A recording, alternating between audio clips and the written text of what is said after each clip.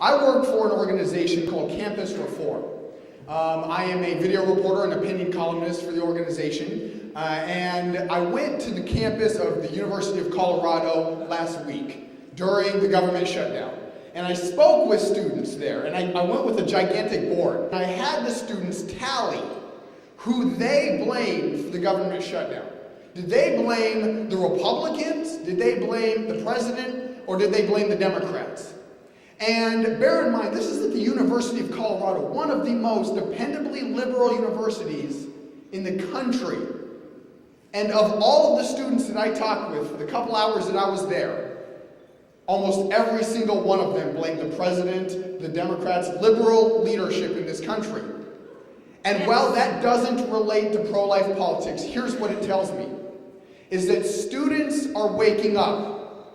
Students are realizing that they previously supported a more liberal administration in overwhelming numbers, but they're not buying the media narrative anymore. They're taking a step back and they're saying, oh, you're not willing to negotiate? This shutdown is your fault. And I think that if they can evolve on their support and admiration for liberal leadership in this country, they can evolve on their pro-choice stance. They can become overwhelmingly pro-life. And I find that to be very encouraging. We are granted inalienable rights, the right to life, the right to liberty, the right to pursue happiness, the right to property, the right to defend yourself. None of those rights matter if you don't have the right to life. Amen. And this is a very serious issue. This is a very personal use. And for a man talking about the issue, it's a very scary issue because this issue ruins political careers for men. And so you're going to have to bear with me a little bit. I am going to have to try to walk through this in a way that I'm not used to. I was talking with a lady at the pro-life booth. Her name was Leslie. And we were talking about a variety of different issues. And somehow we got on the issue of birth control. I tell her that I support birth control. I'm not talking about Plan B. We're not talking about the morning after pill. We're not talking about abortion. We are talking about birth control. To me, that was no issue. And I'm a young guy, the demographic that we're trying to reach, and she switches. She turns into, her face becomes angry. She becomes flustered. She becomes unable to communicate with me because of this issue that she disagreed with me on. And what I saw in that conversation was judgment. That conversation ended with her calling me pro-choice. Now that hurt. For somebody that really valued my stance on being very pro-life, trying to defend the inalienable right to life, what God has created, and I'm called pro-choice by somebody working in the movement. I didn't know how to handle that. But what I took away from that conversation was that it was statements. It was unsolicited opinions. It lacked and was void of any questions. It is more effective with a clear and concise question than it is with a statement any day. Amen.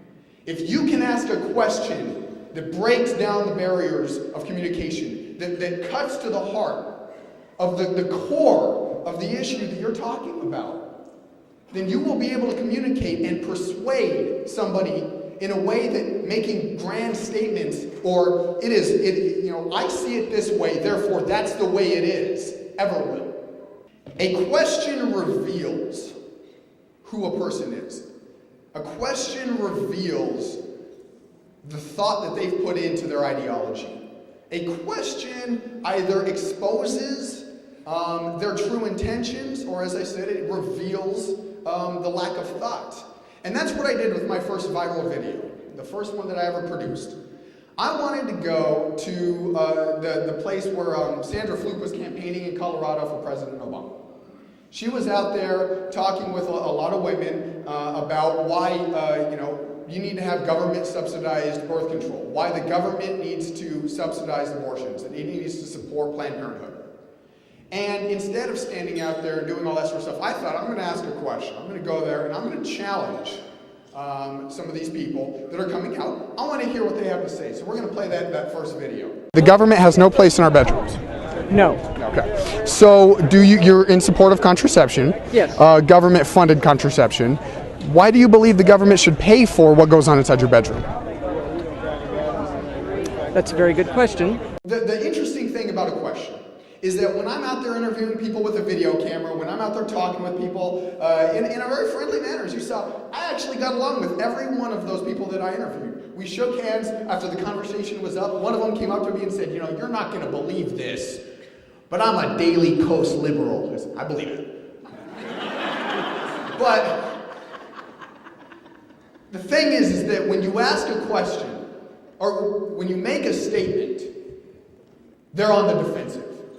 They immediately are searching their purse or whatever they're carrying for a quick answer, for a reason to defend their ideology, for a reason for them to justify the reason that they're right and you're wrong, and no progress is made. That day was very important for me for another reason. Because I saw that day, as I was interviewing women, people leaving the Sandra Fluke rally, I saw one woman standing off to the side.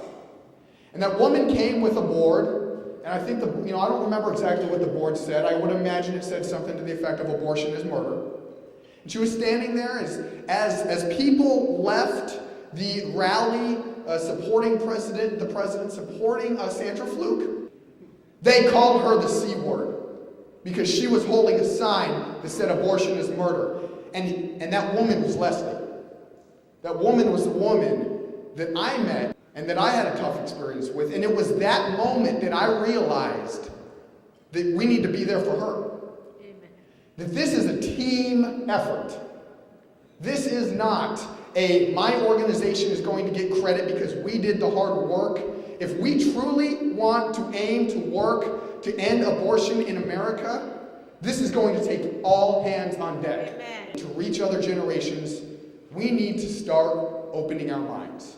That does not mean compromising on our principles. That means we need to open up ourselves to new opportunities.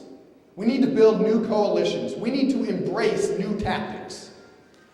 If you know somebody that is evangelical and pro-life, work with them.